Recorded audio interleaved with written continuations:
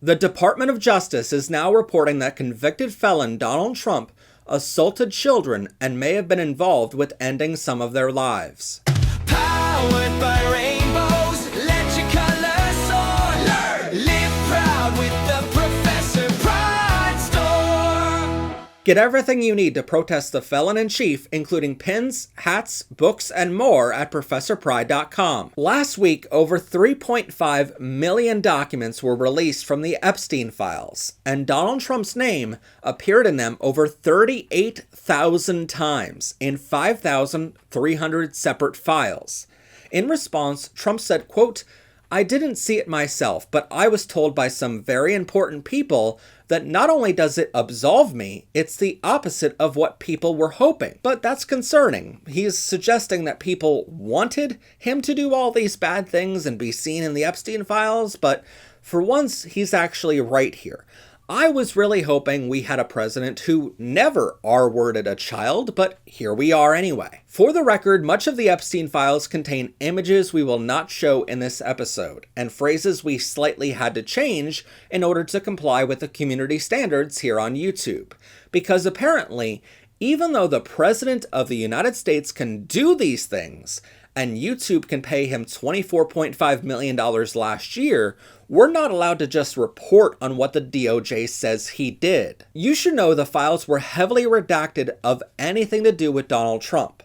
One image shows Donald Trump giving a campaign speech, and it was covered over with a black box, which I don't know why they would cover that over. It's completely harmless of an image. But even though the DOJ spent months redacting things in these files, first off, his name is still mentioned 38,000 times, and they purposefully forgot to redact personal information from the victims. So far, over 100 survivors have had their full names, addresses, and bank account information leaked by Trump's DOJ in the Epstein files release last week.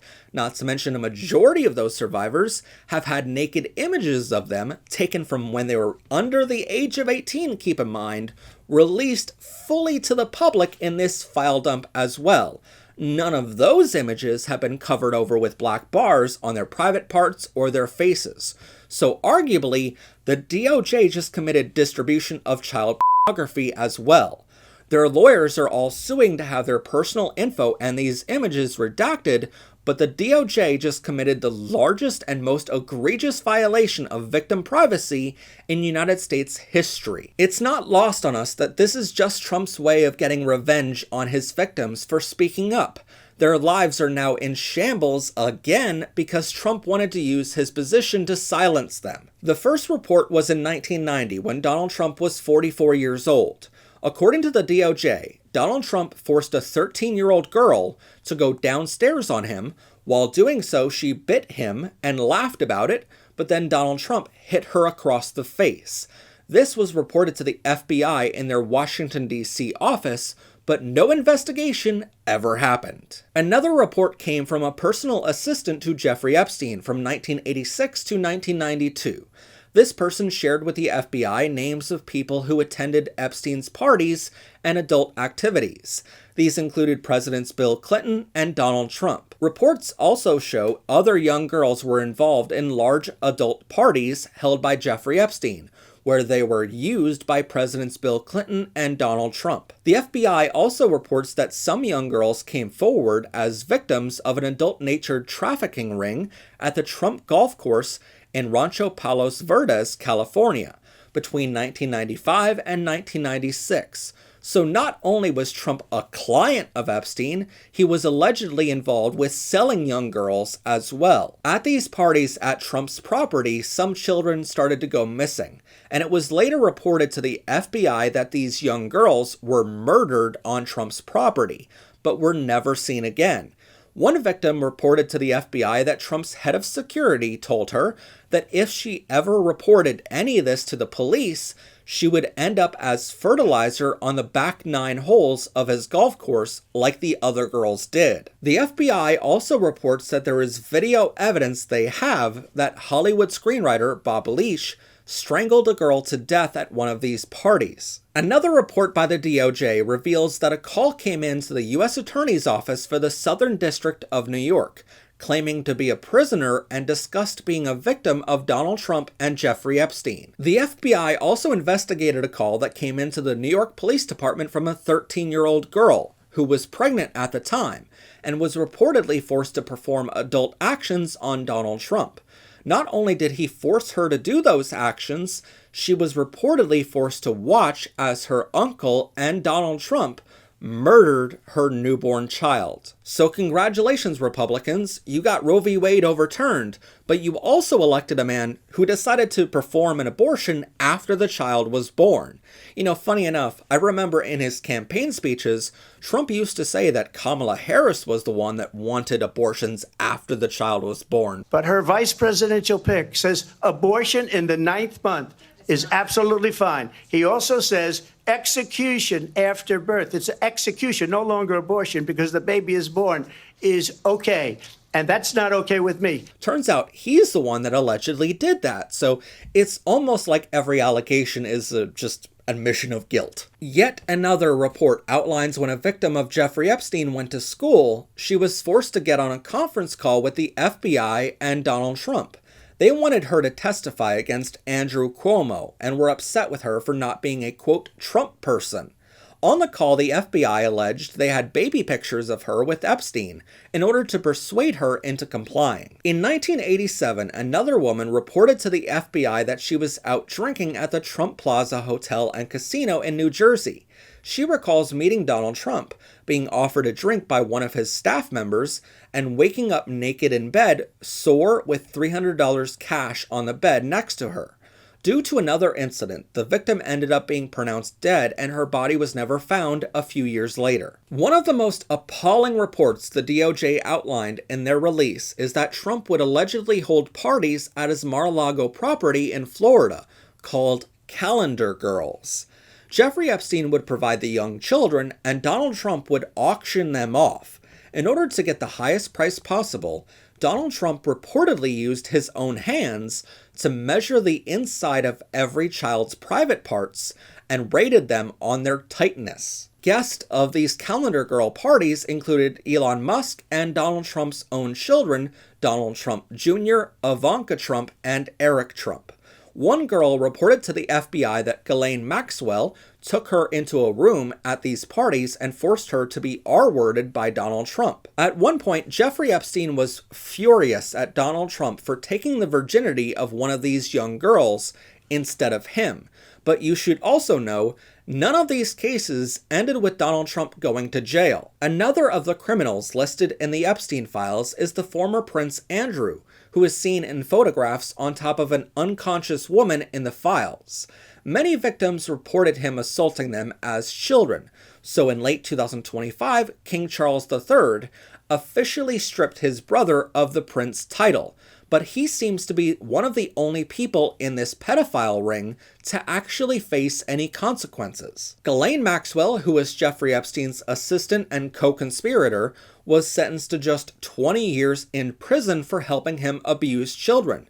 Jeffrey Epstein himself served just 13 months in jail for one count of sexually abusing a child and 1 month for a second count, for a total of 14 months in jail in his whole life. And Donald Trump became president after it was revealed that he was under investigation by the FBI for all of these actions, including R-wording children, abuse, and murder. For years, we've been hearing QAnon and the far right accuse Democrats and the LGBTQ community specifically of being pedophiles. Every time I release a new children's book, or just a book that's safe to put on your local library shelves, Republicans accuse me of being a pedophile or grooming kids, even though some parent has to use a credit card to buy the book off my website before any kid reads it. QAnon even attacked a pizza shop in Washington, D.C. because they truly believed Oprah Winfrey and other Democrats like Hillary Clinton were in the basement drinking the blood of babies to remain youthful. But we've seen thousands of times now that priests in the Roman Catholic Church, Republicans, and even QAnon members are tried and convicted of having inappropriate interactions with children or having inappropriate child videos on their computers. And by the way, that pizza shop in Washington, D.C. does not have a basement because, like much of the entire Washington, D.C. area, it's built in a swamp, and a majority of those buildings don't even have a basement. And time and again, Democrats keep saying that every perpetrator on the Epstein list should be tried and convicted of their crimes, no matter their party affiliation. So if Bill Clinton did something, charge him with it. But just because Donald Trump is somehow sitting in the Oval Office does not mean he is above the law. Many, many children have now come forward detailing how Donald Trump abused them, and they deserve justice. One of the most chilling facts I found while covering Donald Trump has been reported to us from Florida. As you might know, Trump spends much of his time there, and if you watched our documentary last week, Grifter in Chief, you know how many millions of dollars in profit he makes from staying there. But every time we report on Trump, we get people from Florida who comment to tell us how no one lets their children go near Mar-a-Lago because they know Trump will abuse their children. We reached out to local reporters in Florida, and we can now confirm this is true. Parents in Florida, especially around Mar-a-Lago, do not let their children go near Donald Trump because they know who he is, and more importantly, what he does with little children. Most important to the case here, though, we have ample evidence these reports and allegations are true.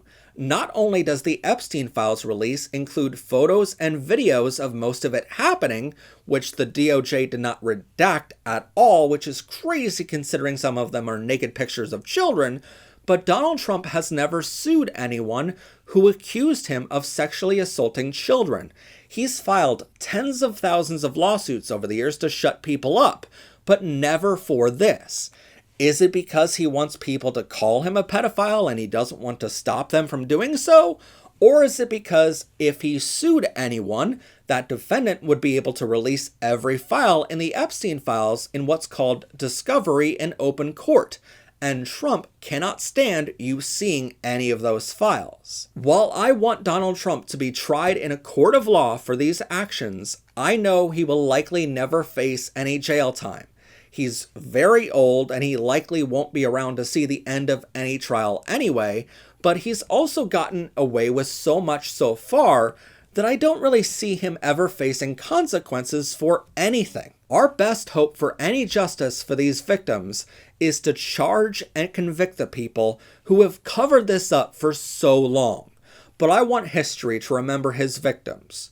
Sure, Republicans like to say that one person coming forward is just someone wanting a payout, but none of them have gotten any money from him for their reports. Even E. Jean Carroll, who accused Donald Trump of R-wording her when she was younger and was later found to be telling the truth by a jury of her peers in an open court of law, is still owed $89 million because he never paid her after a court order was issued. So these victims are not coming forward for the money. They're coming forward in the hundreds to tell the truth of what happened to them. We know that people in the deepest red district in the country will not allow their children to go anywhere near Donald Trump because even they are afraid of him abusing their kids. Turns out it wasn't a drag queen, it was Donald Trump the entire time. Who knew? So I hope that history remembers Donald Trump as the pedophile that he is. But I also hope that history remembers the fact that people who cannot trust their children around Donald Trump voted for him anyway. Powered by rainbows, the learning never stops. So be sure to subscribe or check out our shop. Much love and rainbows.